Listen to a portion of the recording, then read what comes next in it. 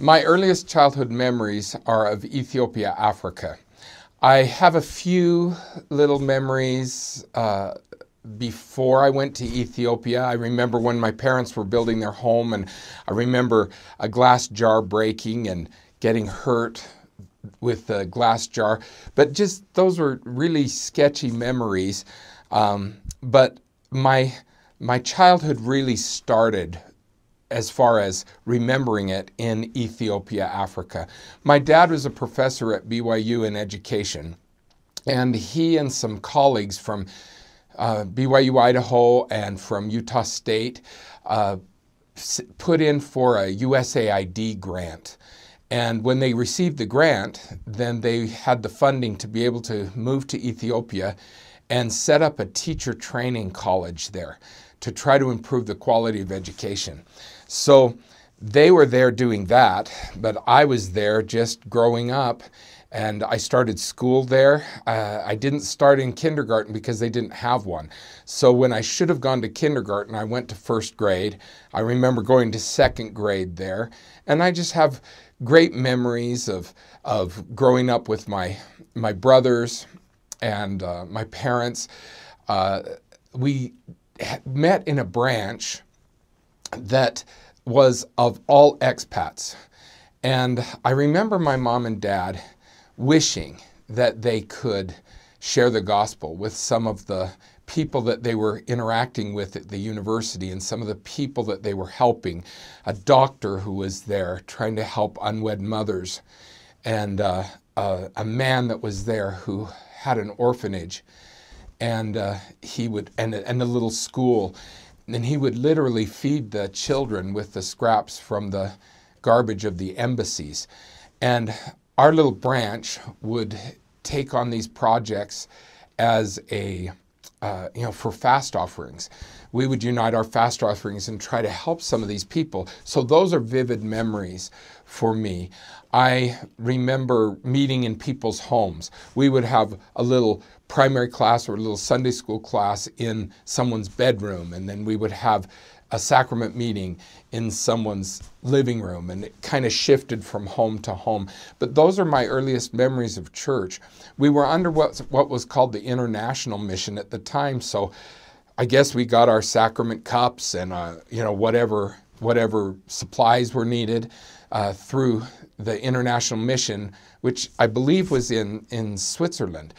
But there was a small group of Latter-day Saints, and my parents wanted so badly to share the gospel, but they were under strict instructions not to, because this was in the 60s, and so after this group left, then there would be no priesthood. There would be no way to sustain the church if new converts came into the church.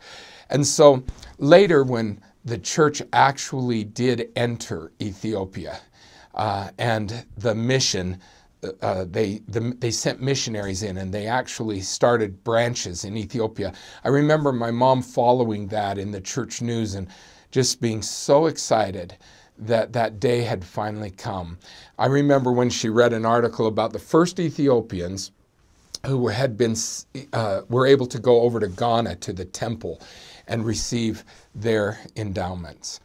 And I remember her just crying, because this was a dream come true for her after having lived there at a time when the gospel wasn't in that country and where church was just our little group, and that was it. I remember starting school there. My first grade teacher's name was Miss Cool, and it was a kind of an English school. Then I went to an American community school that had been built, and I think we were the first ones to go to that school, and that was my second grade year. Because the school was new, there was, on the playground, there wasn't any grass yet. And so we'd go out and play on the playground equipment. And I remember one day getting down into the dirt, and all of a sudden I looked down and I was covered with ants. Ants are a big problem in Africa, and they're very big. And so I looked down and I was just swarmed with ants. Not just one or two crawling on me, but just tons of ants. So I started screaming, but I was right in the middle of the monkey bars. So I remember my teacher, her name was Mrs. Shuey, and I remember she came running out there to those monkey bars, and she pulled me through the bars and then ran me into the classroom. And in the back of our classroom, there was a little girl's bathroom and a little boy's bathroom, and she took me into the bathroom, she stood me up on the toilet, and she started batting at the ants and trying to get them off of me and taking off my clothes because the ants had gone under my clothes. And finally, she was just trying to get all these ants gone, and she got down to my underwear. Well, here I am, this little Mormon kid, and I'm thinking, oh my goodness. I said, no, Mrs. Shuey, no. And she said, Mr. Wilcox. She always called me Mr. Wilcox. Mr. Wilcox, I have 5 sons. Whoosh. And so there lets you know that Mrs. Shuey and I were good friends. But the great memories, I remember playing with little cars out on the wall between our home and the outside. We lived in kind of a walled community so that it would be safer. We had a watchman at night. We had a maid who would come and help us during the day. Her name was Lucia. And I remember little words. I remember tanastaling and tinish, little tanastaling. I think that's hello or goodbye. I remember the food. I remember wat and injera. It's kind of a spongy bread and kind of a meat stew. And I remember eating that. And I remember our maid would pull all the furniture out from around the room into the center of the room so she could clean. And I remember my brothers and I just getting on that little island of furniture and crawling around like it was a ship or an island or a hideout. And so just great memories.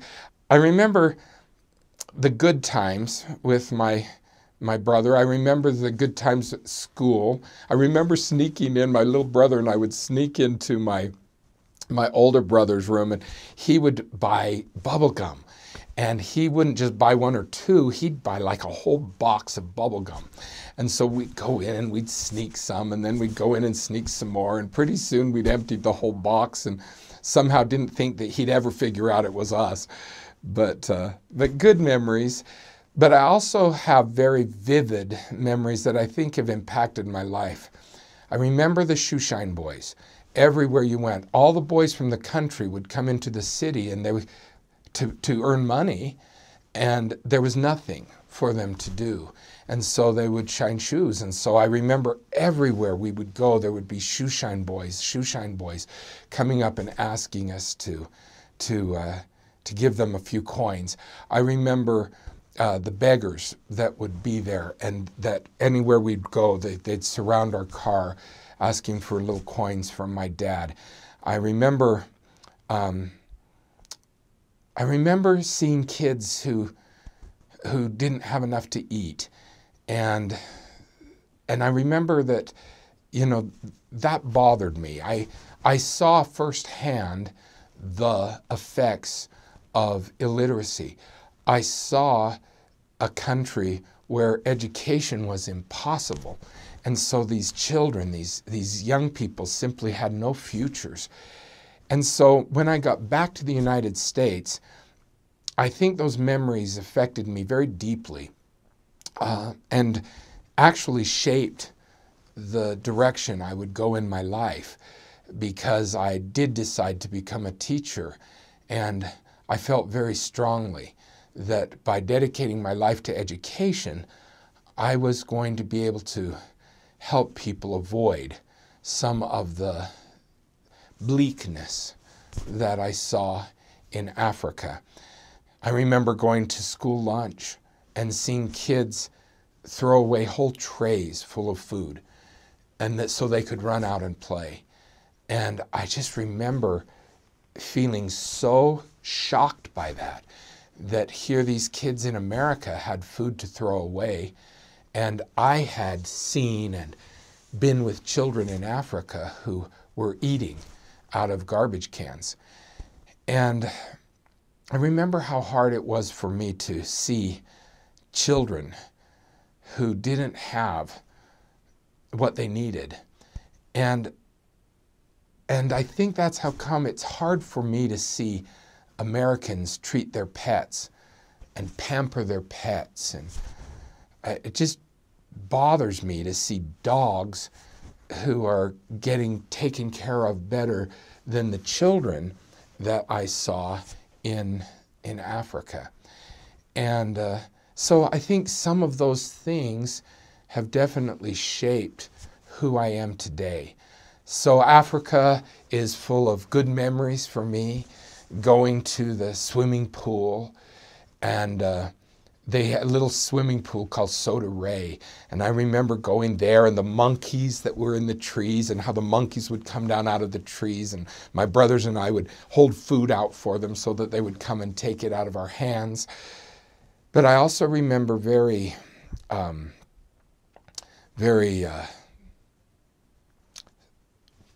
dramatic moments, very life-shaping and life-changing moments when I saw people who suffered. And I think that forced me at a very young age to grapple with things that other children are maybe a little more protected from. And as I grappled with that, I think it really did give me a different perspective, an attitude of gratitude, and a desire, a burning desire from a young age to make a difference. And I hope that that's something I've been able to do.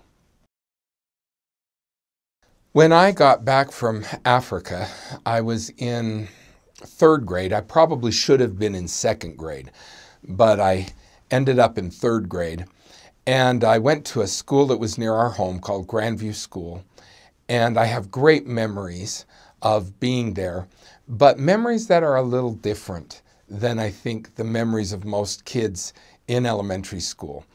I didn't know much about sports. In Africa, I hadn't participated with sports. I hadn't participated with, playing soccer or football or baseball. And so even when I got back, and there I was in 3rd grade, but I already was behind. All the other boys knew the rules. All the other boys knew how to play the games. And so I didn't get too involved in that world because I didn't want them to lose on my account, and I didn't want to lose. And so I just kind of shied away from that. And when you don't do something well, then you never get any better at it.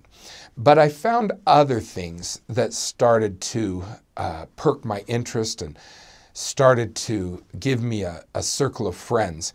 And I'm grateful for the opportunities that that school provided. I feel bad now because schools are sometimes so focused on the academics and the test scores that they're not providing for kids some of the rich memories that I have of my elementary school. Of course we learned to read, of course we learned math, of course we learned history, and of course we learned those things. But we also were very engaged in the arts and very engaged in activities that are now some of my sweetest memories of childhood.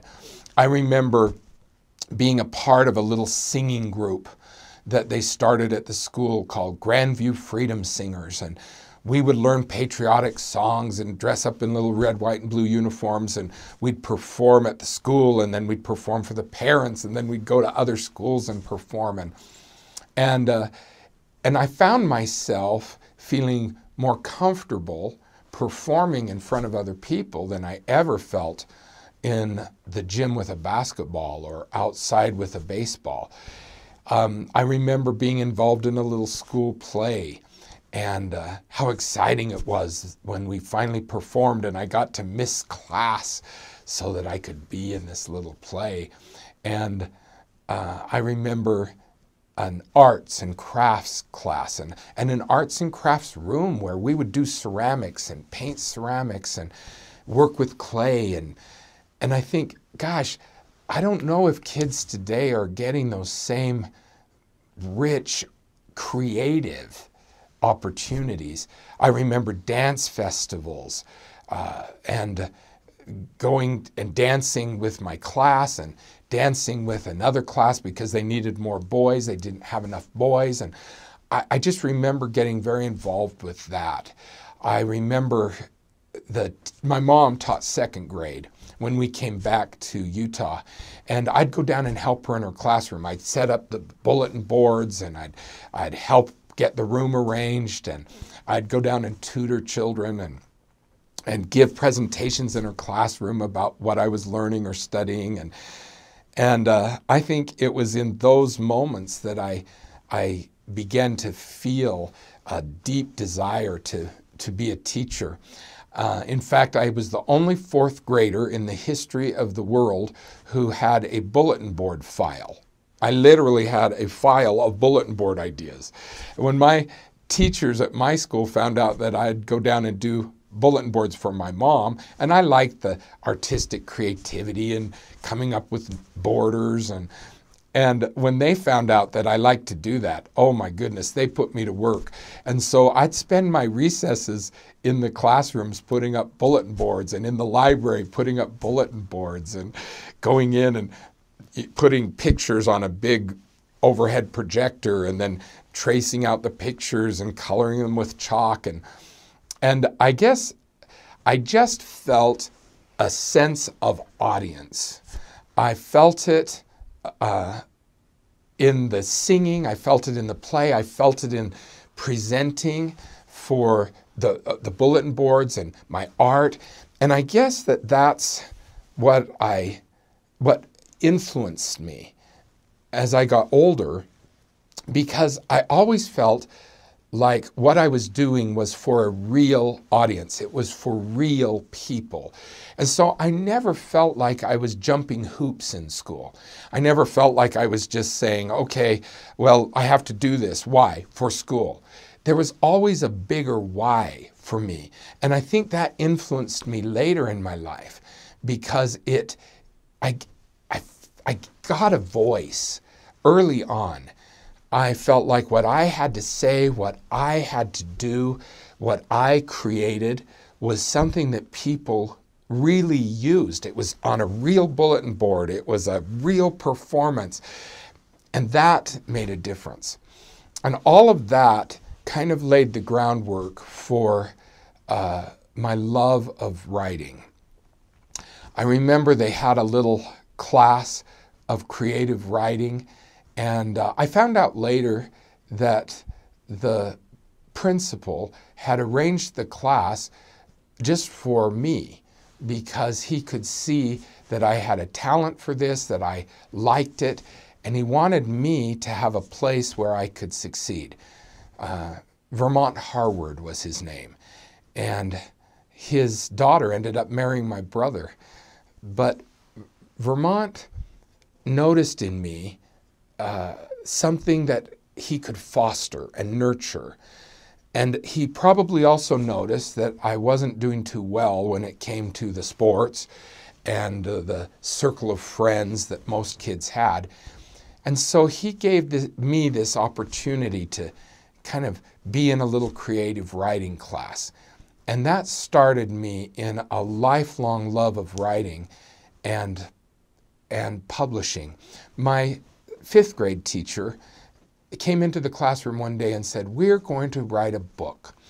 And I don't know what it was about that got me so enthused, but she said, "We're going to write a book, and it's going to be in the library, and it can be read by real people."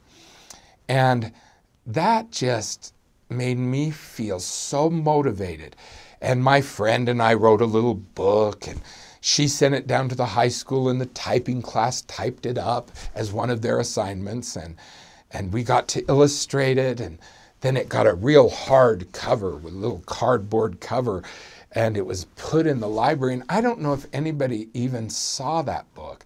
I still have a copy of it, but oh, that just turned me on to writing and helped me understand that my influence, what I'd learned, what I felt, what I thought actually could matter to someone else.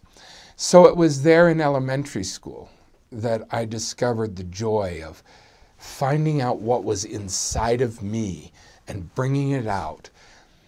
When we read or when we sit in a lesson, we see the world from the outside in. We see the world and it's being put inside of us. But I feel very blessed because I had early childhood experiences, teachers who were caring and loving, parents who fostered my creativity and gave me a chance to also see the world from the inside out. And I'll always be thankful for that. Middle school was a difficult time for me. My best friend in elementary school was a young man named Jeff Bain, and he was a Navajo who had come on the placement program and was living with a family in our ward.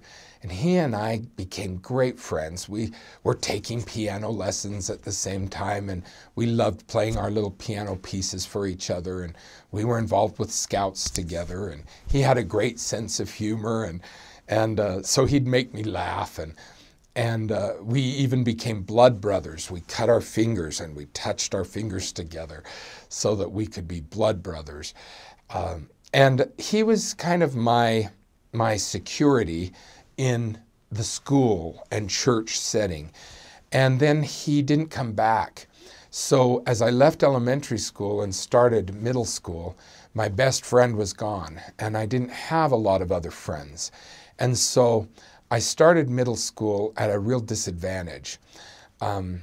In sixth grade, they had done a big citywide program, and I had been selected to be the MC, to do a little talk at the beginning and announce what was going on and announce the theme of the evening. And at the time, I thought, wow, that's a great experience. And, you know, I got to stand in the spotlight for a minute. But when I got to junior high, then all these other kids who'd come from other schools, they knew me, and they knew me because of that. And so then I became a target for their teasing. So they would tease me because because I had done that program, and they, you know, I look back now and I realize it was just insecurities. Gosh, everybody's coming from all these different schools, and everybody is trying to, you know, look good by making other people look stupid. And somehow in that pecking order, I ended up down at the bottom of the list. And so it was very difficult for me. The support I had felt from teachers in elementary school, suddenly I was with new teachers who didn't know me, and the school was much bigger, and it was difficult. I remember being in a school choir, which is what I had loved in elementary school, but then in junior high, you know, I found out it's not cool to be a boy who likes to sing. And I would go to the PE classes that were required, but felt very out of place there. And because I didn't have the skills that I needed to be able to participate and do well, then, you know, again, I became the target of bullying and teasing. And so those were difficult days. But I think the thing that got me through was knowing that my parents loved me, my family loved me, had a great friend in my cousin Jerry, my little brother Chris, and our cousin Perry, and Jerry and I would all pal around together, and we'd play board games, and we'd pick cherries together, and so I had a base of acceptance and validation that made me feel good about myself. And I had the church. I was grateful for the gospel, and I was grateful for teachers in the church that believed in me and that had taught me that God loves me and that He values me and that He, that I was important and special to Him. And so somehow that got me through the hard times at school. I never saw the rejection of my peers, and sometimes it got pretty fierce. they would threaten to beat me up. They would spit on me in the halls. They would tease me and call me names. But somehow that never sunk in.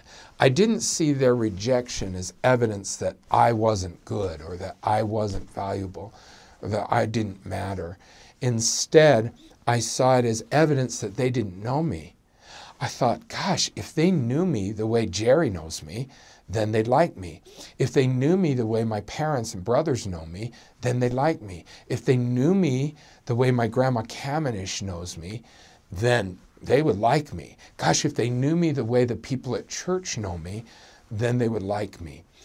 And I look back now and I see that that's what helped me weather the storm of middle school, was just knowing who I was and caring deeply about what God thought of me. And that helped me kind of push aside the fact that they didn't think much of me.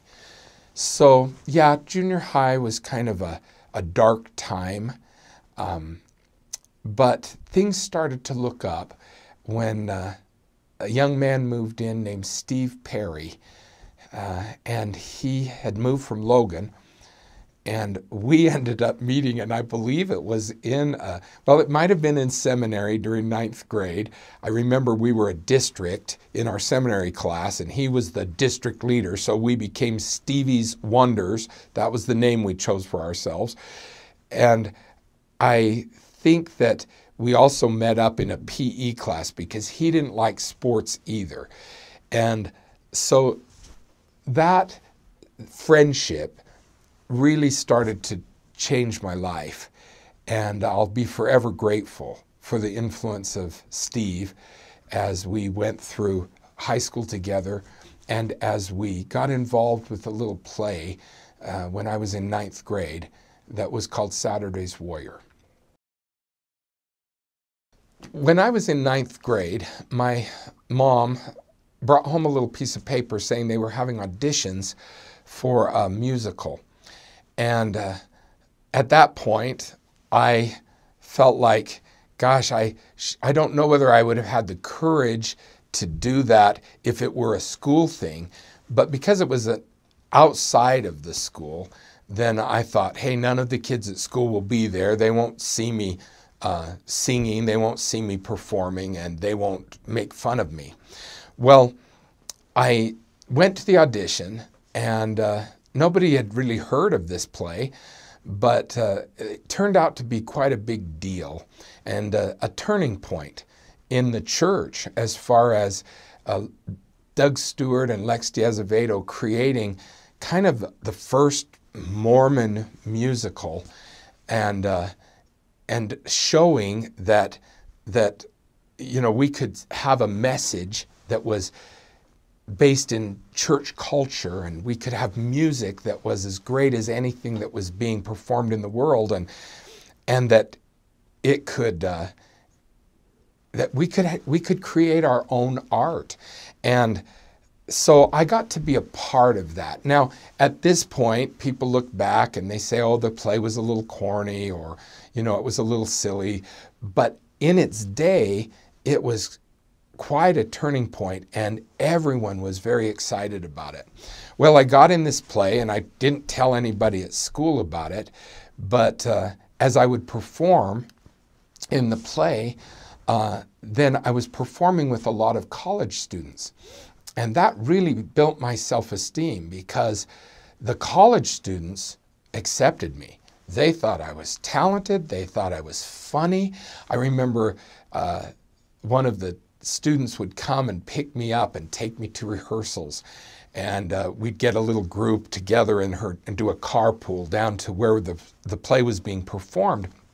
And she would just laugh and laugh and laugh as I would tell her what was going on at school or as I would tell her what was going on in my life. And I thought, wow, they're in college and they think I'm cool. And so it was one more validation. It was one more assurance that the kids at school, the kids at my school, were wrong, and that I really was good and that I really was worthwhile. Well, then the interesting thing was that play was such a hit. It was such a popular thing. It was sold out every night. And so a lot of the kids at the school started going to the play. And then when they would see me in the play, and when the word got around the school that not only was I in the play, but I was getting paid for it, that I was a professional actor, then that really built me in their eyes. And suddenly, instead of looking at me like a loser, suddenly they looked at me like I was somebody important. And that was a wonderful turning point for me. We were in the play, Steve Perry was in the play with me, and we were in the play all summer long and performed in Salt Lake to sold out audiences and many general authorities who came. And so it was a very exciting time for me, and a time that built me up and gave me a great deal of confidence as I was heading into high school. I entered Provo High on feeling like I could just conquer the world. I was doing well academically. I had a friend in Steve Perry, and because I had been in Saturday's Warrior, I had discovered that I had a real talent for music and a talent for performing, and I just wanted to do that and nothing else. So I got involved in the choirs, and I got involved in what they called it highbrows, but it was like the specialty choir, the elite choir. And I tried out for plays, and I got in the plays, even though I was a sophomore, and it was unheard of for a sophomore to get a speaking part in a play. And so teachers like Richard Barker, who was my choir teacher, and Ray Jones, who was my drama teacher, these men just made such a difference in my life as they gave me opportunities to shine and opportunities to make new friends. In the choir, in the plays, suddenly my social circle expanded, and I was able to make good friends. I think at this point I had enough confidence that not only was I able to expand my circle of friendship, but I was able to reach out to others who were struggling. My time in junior high gave me great empathy for people who were feeling left out. And ever since then, I have always had an eye toward the one who's outside the circle. I have always had a soft spot for the underdog, because that was what I felt like in junior high. So in high school, I reached out in service and tried to befriend those who seemed friendless, and just had some wonderful growing experiences. I became involved with forensics and would go to speech competitions and started doing very well. And again, it reinforced what I had learned in elementary school, and that is that I had a voice and that people wanted to hear from me, and that I had something to say.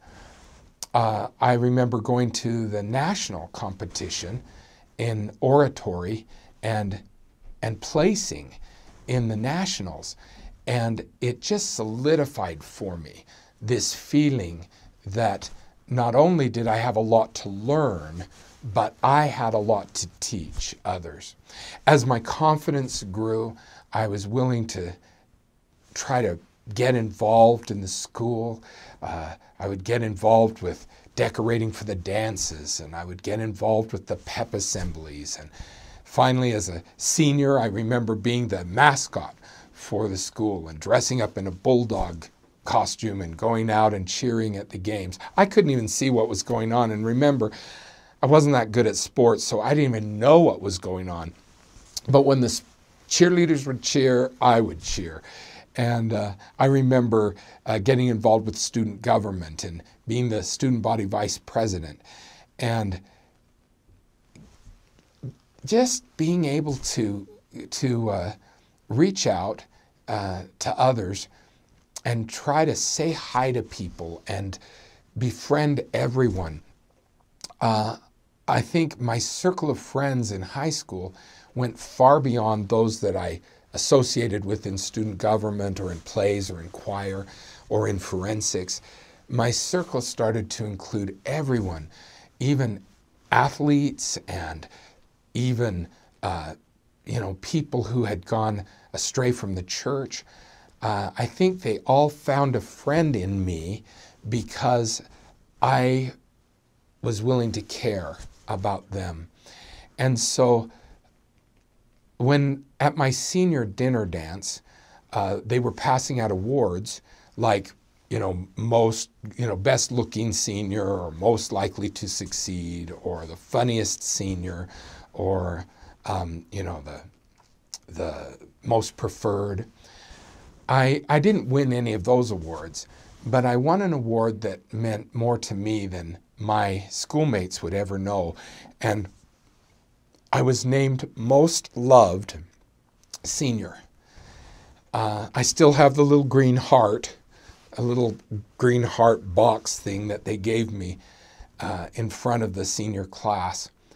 And I remember my classmates cheering for me when I was named Most Loved Senior. And I kind of looked around the room, and there were kids who had bullied me in junior high. There were kids who had teased me mercilessly and even spit on me. But there they were, cheering for me. And I think I learned that as you care a little less about yourself and focus a little more on others, then that makes the difference. Instead of going to school and worrying about, where I was in the social food chain, where I was in the popularity poll of the school, or going to school and wondering if I had my friends there, I went to school worrying more about what other people were feeling and what other people were needing and wanting to be a friend to others. And because of that, then I found the acceptance that I hadn't found earlier. And I'll always be, very thankful for that. Another memory from high school had to do with a wonderful teacher named Chloe Vroman. She taught writing. She was an English teacher, but she taught a class in creative writing. Now remember, in elementary school, I had gotten very focused and excited about writing. And finally, by high school, I was willing to admit that openly again. In junior high, I didn't want anybody to know that I liked writing because boys were supposed to like football and beating each other up, and I didn't. But by high school, I felt confident enough to share my writing once again. I'd always been writing. I'd always kept a journal. My mom and dad were wonderful role models of literacy. But I just didn't dare share it with anyone. And then Mrs. Roman said, in this class, we're not just going to write for a grade. She said, that's not what real writers do. She said, you're going to write and you're going to submit your writing for publication. Now, I look back now and I just realize how far ahead of her time she was. She was teaching us a writing process that other teachers were not focused on at all. She was teaching us to write for a real audience and help us figure out what we wanted to write about when other teachers were just assigning topics and grading papers and jumping hoops. And so that was a very exciting time for me as I started submitting my work and found that people were enjoying it. I remember writing a story for the New Era and submitting it because we had to for class, and then getting it published, and how exciting that was. I didn't dare submit my writing beyond the, I thought, well, I'll submit it to the patriotic program contest or the PTA contest, because everybody that enters gets a donut, and so I'll be happy to enter those contests. But I wasn't thinking bigger than that until Mrs. Roman came to our classroom and said, there's a national writing contest sponsored by Guidepost magazine, and it's a youth writing contest, and I think that some of you should enter. Well, I thought, a national magazine? No way. A national contest? There's no way. So I didn't worry about getting anything ready, and nobody else in the class did either. And when Mrs. Roman finally said, who has entered that contest? And nobody raised a hand, that's when she got mad. And she said, everybody has to enter this contest, and if you don't enter, you don't get a grade, and you don't graduate from high school. Well, I thought, whoa, she's serious about this. I didn't even know if a teacher could do that, but I wasn't going to find out. So I went ahead and wrote up a story about my mom, and my mom helped me edit it, and we sent it into the magazine, and I forgot that I'd even entered until I got a letter telling me I'd placed in the top 10. Well, that got me excited. Mrs. Roman was so excited. She says, Brad, you're in the top 10. And I said, well, there were probably only 11 entries, and they were probably all from our class because you forced everyone to enter. She called the offices in New York and found out that there'd been thousands of entries, and I was in the top 10, and the senior staff editor was going to come and visit me. Now, at the time, I didn't realize he was checking for plagiarism. Before they gave an award or published the story, they wanted to make sure that the work was, authentic and not plagiarized. But I didn't know that at the time. I just thought he was coming to meet me because I was so great. So he came and got to have lunch with the principal and got my picture in the newspaper and got to even talk to him about the church. And my parents and I gave him a Book of Mormon and the whole 9 yards. And then a little later, I got a telegram. I tell kids today that a telegram was like a very expensive text message. And I got a telegram from a man that a lot of people don't remember, but an incredible man named Norman Vincent Peale. He was the author of The Power of Positive Thinking. And he was a man who really turned the world upside down with that book and with all of his other writings and his speaking. Well, he sent me a personal telegram telling me I'd placed first place in the contest. It meant that they were going to publish my story in the magazine. It meant that they were going to give me a scholarship for school. And it meant that they were going to put me on the cover of the magazine.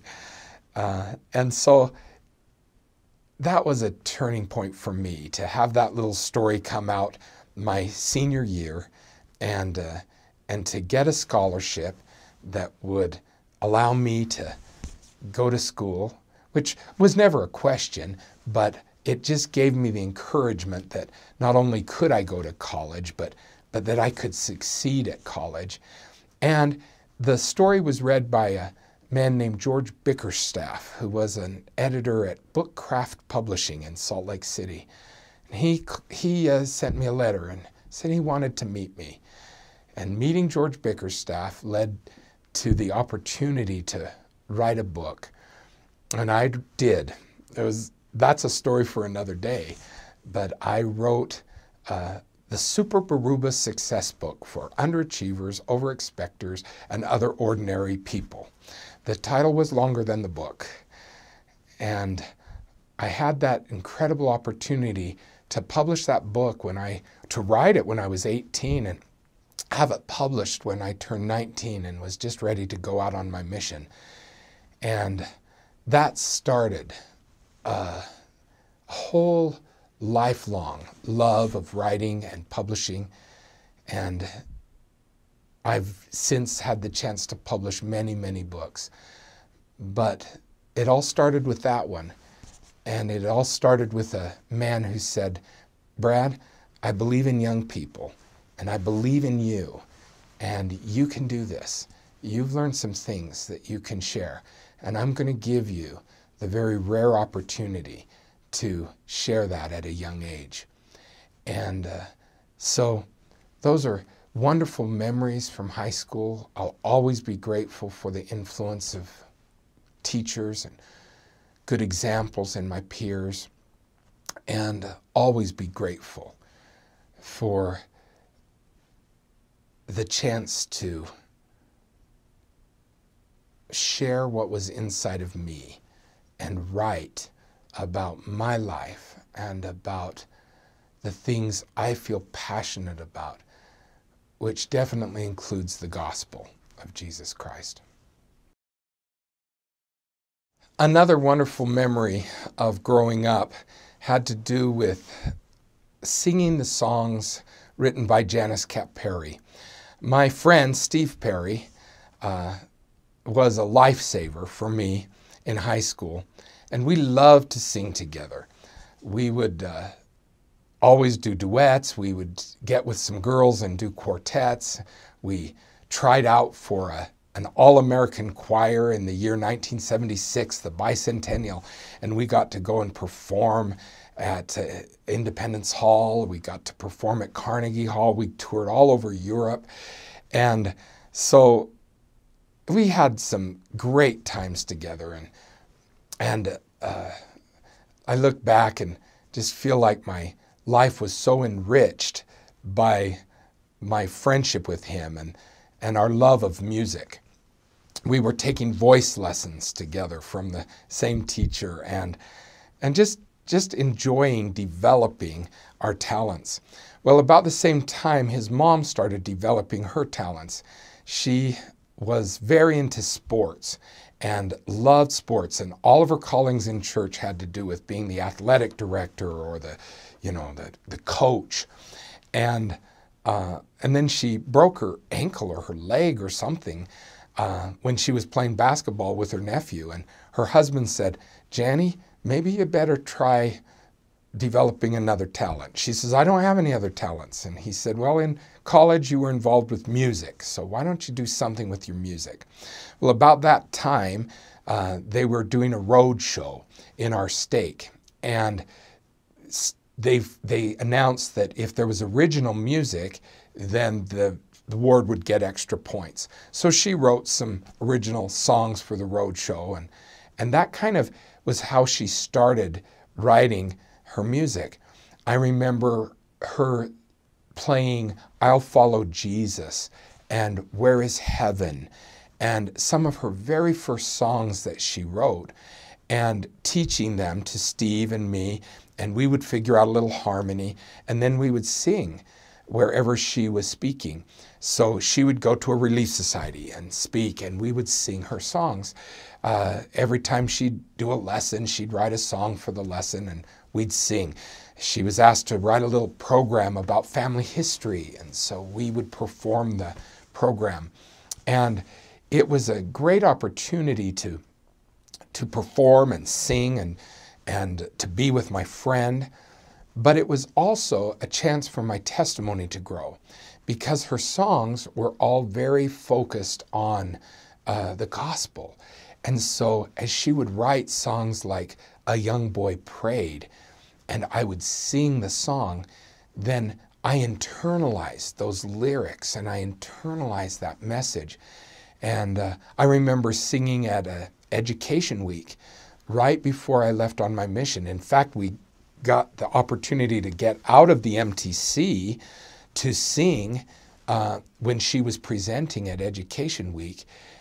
And I sang A Young Boy Prayed, and man, I sang it from my whole heart, because it was a message that wasn't just coming from Sister Perry, but it was coming from me.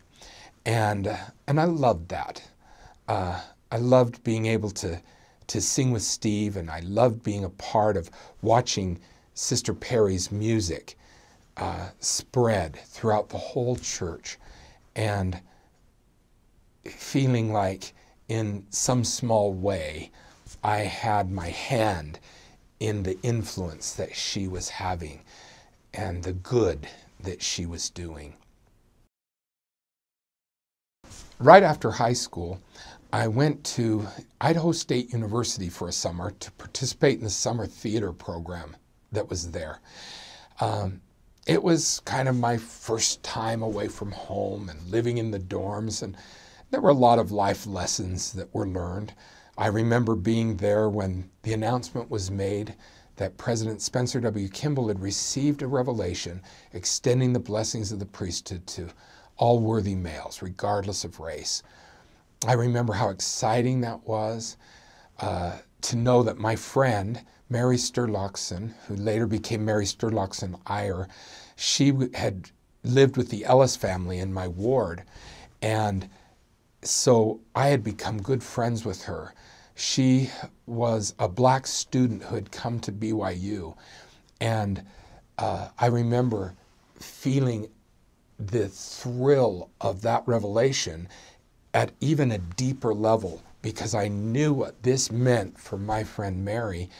And she actually did end up becoming the first sister missionary who was black. She served in San Antonio, Texas. But I think because I saw the revelation through her eyes, it just meant so much more to me. But then at the end of the summer, Steve Perry had been touring during the summer with a play called My Turn on Earth. And he called me and said, "Brad, the other guy in the play is going on a mission." His name was Tracy Ward. And the interesting thing is that later in my life, I served as his counselor when he was the stake president for a stake at BYU for freshmen in Heritage Halls. So our paths crossed when we were young, and then our paths crossed again when we were older. But he decided he was going to go on his mission, and so he left, and they were looking for somebody to fill his place. Well, Steve asked me to audition, and I did, and I got in the touring company of the play, and there were 5 actors in the play, 3 girls and 2 boys. So it was a very small cast and a small group that was touring around, and that was a great experience for me. Instead of starting college the fall after my senior year, after my graduation, I spent that semester touring the United States. A wonderful travel opportunity, a wonderful chance to bond with these other performers, and a chance for me to realize that not only could I perform, not only could I sing the songs and say the parts, but I could also teach. As I traveled with them, then we realized everywhere we'd go, we'd do firesides. And I realized that I was starting to like the firesides more than the show. The play was the same thing every night, but the firesides were always fresh. In the play, I couldn't see the audience, but in the firesides, I could see the faces. I could see how they were responding to what I was saying. And so it kind of awakened in me this love of teaching that helped me throughout my mission and helped me later in my life. Kind of was my first introduction to speaking in the church, which then later would become a huge part of my life. Well, we would perform in this play and travel around, and then when we got back, I started school winter semester at BYU, and we were performing in Salt Lake at that point. So the play would be performing in the evenings and on the weekends when I was in school during the day. And so I enjoyed the Salt Lake run, and especially the opportunity that we had to meet President Spencer W. Kimball. We got word that he was going to come to the play for family night with his family. Now, a lot of families went to that play for family night, but that one had me a little nervous and a little excited to think that I was going to be performing in front of the prophet. I remember the evening. I remember that everyone stood up when he came into the theater. And I remember being able to just share the music and the evening. And then we got word that he wanted to meet the cast. So after the play, there we were in our costumes and our makeup, and we were hustled down to a basement parking garage, a parking lot where his car was waiting for him. And so we all got to stand there, and the director at the time was introducing us to President Kimball. Now, we just finished the play. I mean, my gosh, I was sweating, and we were there in our costumes, and we all got to meet him. Well, as the director introduced me to President Kimball, he said, "This is Brad," and he just put in his mission papers. And so the prophet said to me, "So where are you going on your mission?" And I said, "Well, I don't know. I thought you knew." And the director, I just remember his face. He was just cringing. He couldn't believe that I said that because I was just trying to be funny. And President Kimball did think it was funny. So I felt grateful for that. He just laughed and laughed. He thought that was so clever. And then he asked me what I was doing in the church. And I said, "Well, right now I'm teaching the 12-year-olds in Sunday school." And he said, "There's no more important calling in the church. What did you teach them yesterday?" And all I remembered was that I had told them that I was going to have this chance to meet President Kimball. And I had asked them, "What would you say if you had the chance to meet the prophet?" And they had all said different things. I mean, one kid asked if they had to wear makeup during General Conference, and another kid wanted to invite President Kimball to go water skiing with him down at Lake Powell. But there was one girl in the class who said, "If I met President Kimball, I'd tell him that I love him." And so I said, "President Kimball, they told me that they would tell you that they love you. I love you." And then he held me. He just reached out his arms and he embraced me and held me in his arms. And when my mission call came, I didn't wonder whether that's what I should be doing. I didn't wonder if that's where I should be going, because I had felt such love from the prophet who had signed my mission call. Looking back, I think that was my first encounter with prophets, seers, revelators. It was my first encounter with a representative of Jesus Christ. And the Christ-like love that I felt from him became a base for a lifelong love that I have a lifelong love that I feel for the brethren. I love their words. I read their books. I read their biographies. I love their examples. I love their lives. I've had a chance to meet some, but I think I feel a deep respect and love for these brethren, and that goes back to that wonderful chance that I had to meet President Kimball when we were doing that play, My Turn on Earth. I had to be Satan in front of the prophet. I mean, gosh, I'm glad he didn't tell me I did a good job. One little instant with him, something that I'm sure he would never remember because he met so many people and had so many similar experiences, but that one little instant with him was certainly a life changer for me. I met my wife, Debbie, really quickly after I got home from my mission because I met her twin brother, Doug, and I was super impressed with him. I thought he was the greatest guy ever. And I said, "You don't happen to have a twin sister I could marry?" And he said, "I do." And I said, no way. Seriously, a twin? And he said, yeah, she's in Guatemala on her mission. And I thought, oh, this is perfect. I've got to meet her. So when she got home from her mission a few weeks later, Doug invited me to the welcome home. And so that was the first time I met Debbie. And she always laughs because she says I came in late and that I was hugging her whole family. And she thought, who is this guy? He doesn't even know my family and he's hugging them. But I sat and listened to her report her mission. And I have to be honest, I didn't have any voice in my head that said, that is the girl you're going to marry. But I definitely said, that's the type of girl I want to marry. I was so impressed with her depth of testimony, her sparkle in her eye, her fun memories of the mission. But I just was so drawn to her spirit. Yes, she's a beautiful girl, but I was so drawn to her spirit and her light. And I thought, man, I could marry a girl like that. Well, we ended up dating, and her mother kind of scared me to death because she started planning the wedding. You know, now as an adult, I can see where she was coming from. But at the time, I thought, good grief, I'm a freshman in college. I don't have a job. And she was saying, oh, you two are perfect for each other. Let's plan the wedding. Let's set the date.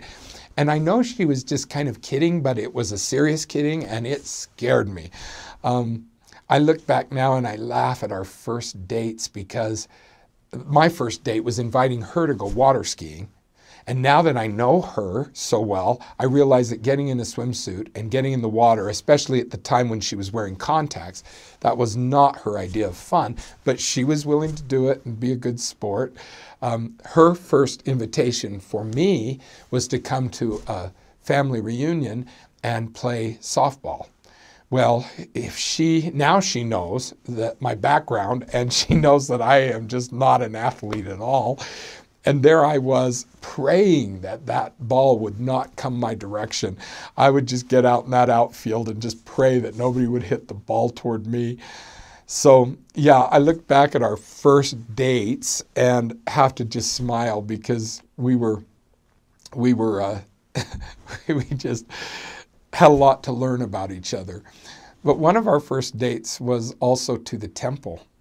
And I think going with her, knowing she was a returned missionary, and being able to be in the temple helped me realize that this was a girl who put God first in her life. This was a girl who was focused on the right things. And that impressed me a great deal. Then we went out for Mexican food, and we've always loved that as well. So there were a lot of firsts. My first kiss with her was, I got home in the summer of 81, and then we were dating a little bit off and on. And then my first kiss was on Valentine's of 82. And I was taking her to a dance up at BYU that one of the stakes was putting on. So we went and had a fun time dancing. And then we went to, I took her home to drop her off. And we were talking about favorite movies. And for some reason, Romeo and Juliet came up. This is the old version. This is the Franco Zeffirelli version with Leonard Whiting and Olivia Hussey. And I can't remember whether she said that was her favorite movie or I said it, but I said, oh my gosh, yeah, I love that movie too. She said, oh, I had the biggest crush on Leonard Whiting. And I said, oh, I had a big crush on Olivia Hussey. I had a huge crush on her. And so we were talking outside of her house on the doorstep. And so finally I said to her, look, you close your eyes and you pretend you're Leonard Whiting, that you pretend I'm Leonard Whiting, and I'll close my eyes and I'll pretend you're Olivia Hussey. And that's when we kissed. So kind of fun memories of meeting Debbie. When I got back from my mission, I was at BYU, and every class I took, I decided I would make my major. because I loved everything. I just love learning. So I'd take an English class and decide I wanted to major in English. And then I'd take a history class and decide I wanted to major in history. Then I wanted to do journalism. And then I wanted to do public relations. And then I wanted to do, I was all over the place. I wanted to major in music. I loved everything. And finally, my dad said to me, Brad, you need to take one of those career exploration classes. And I said, Dad, those are for the people who don't know what they're doing. And he said, you ought to take one of those career exploration classes. And so I did, and we got to take an aptitude test. Now, I'd taken an aptitude test in high school, and it said I should be a priest or a rabbi. And that's not good news for a little Mormon kid. So they said, we're going to do an aptitude test. And I said, hey, I already did one of those in high school, and it just said I should be a priest or a rabbi. And the teacher started laughing and said, well, this is BYU. We took that one off. And so I thought, well, what's next on the list? I took the aptitude test, and it said I should be an elementary school teacher. And I still remember coming out of the Spencer W. Kimball Tower, walking to the stairs that went down to the Richards building and thinking, why did it say that? Why did it say that? What did I write or what did I do that would make that come up? And because even if I'd thought about education, I'd thought about secondary ed, and I couldn't decide what I wanted to teach, whether I wanted to do speech and drama or whether I wanted to do history, or gosh, I was even excited at the thought of teaching driver's ed. So I couldn't decide what I would teach. But suddenly I thought, wow, elementary, gosh, I could teach everything. And then all of a sudden, all the memories of working in my mom's classroom flooded back, and all the memories of my elementary school experience, and all the memories of doing bulletin board after bulletin board. And I thought, hey, I've already got the bulletin board file. What else do I need? I should go into elementary education. And so I did, and I never looked back. I've always been grateful I did that. It did give me a chance to have a lot of variety, and it gave me a chance to work with kids, and I loved that. And it gave me a chance to be a professional. I was able to have some control over my own choices in that classroom. I was able to see needs and meet those needs. I was able to bring everything that I had learned together and try to reach kids. And when the teacher's manual didn't work, then I could go a different direction. And I was grateful that I had a career where I could truly be a professional in every sense of the word. And I loved feeling like I could make a difference. And I knew that as a teacher, I could make a difference in the lives of these kids and in their futures, partly because I knew the difference that teachers had made in my life. And I knew the difference that my parents had made as teachers. So I went into education and never looked back. I loved it. Debbie and I were married October 7th, I better get this right, 1982. Yeah, because I served my mission from 79 to 81, and then we got married in October of 82. We waited to get married over the summer because I was touring with Janice Cat Perry's play, It's a Miracle. And so I was out of town a lot. And then we decided as long as we were waiting for the fall, we might as well wait until my brother, Chris, got home from his mission in Ohio. And I'm always grateful that we waited so that the whole family could be there when we got married. But we were so crazy. We got married on a weekend. I mean, my goodness, I think we got married on a Friday and went on our honeymoon to Hotel Utah in Salt Lake on Saturday, got home Sunday and was ready to go back to work. She was working part-time as a nurse at the hospital and I was back in school.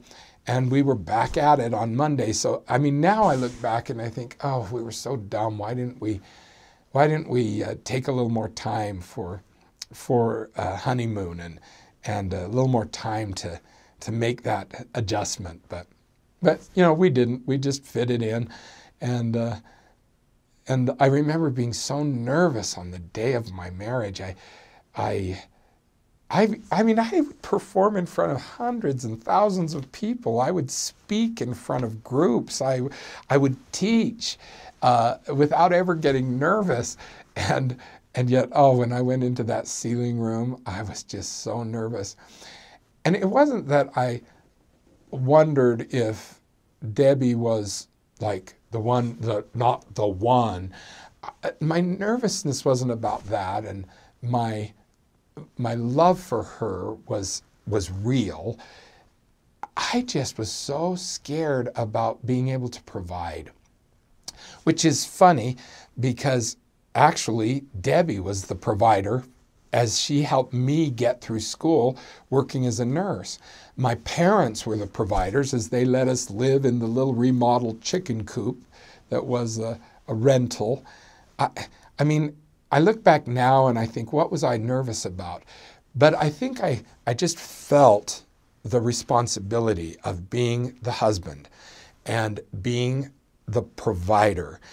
And I wanted so much to step into that role and take that and succeed with it. But, you know, I look back now and I think, there was nothing to be so nervous about. But I was nervous about that. I had asked Debbie to marry me. I was teaching Sunday school at the MTC. I wasn't teaching Spanish, but I was teaching on Sundays, and so I would teach a huge room full of missionaries. The Sunday school lesson, they called it gospel study. And I enjoyed that. I loved it. It was a great way for me to still feel engaged and involved with missionaries. And one night I went down to say goodbye to one of the groups that was going to be leaving the next day. So I went to the dorms and got to say goodbye to them and give them all some abrazos. And then as I came out of the MTC, then I went over to the temple, Provo temple, and just walked around the temple. It was, you know, I look back now and Debbie says she actually felt a prompting that I was going to ask her to marry me that night. But I really didn't have that in my head, I don't think, as I was marching her around the temple over and over and over and just talking about life and our futures and marriages that I had seen that seemed to work, and what made a marriage work, and what made her parents' marriage work, and what made my parents' marriage work. And oh, that poor girl. I walked her around the temple so many times, I think we got enough exercise to last us a year. But finally, there at the side of the Provo temple, I proposed to her and asked her to marry me.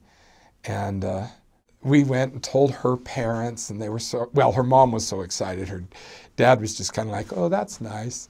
And then we went to tell my parents, and my mom was so excited, and my dad was kind of like, that's nice, it's late, I need to go to bed. But the next morning, I went to bed that night so excited and happy, and then the next morning I woke up in a panic. I was like, what the heck, what have I done?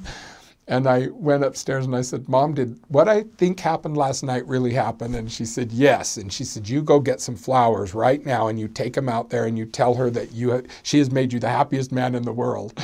I said, oh, but I'm so nervous. You know, maybe I'm jumping into this too quickly because I don't have a job. See, remember, for me, it was all about, oh, I don't have any way to provide for her. And my mom just reminded me, that's not what it's about. She says, you go tell that girl how much you love her.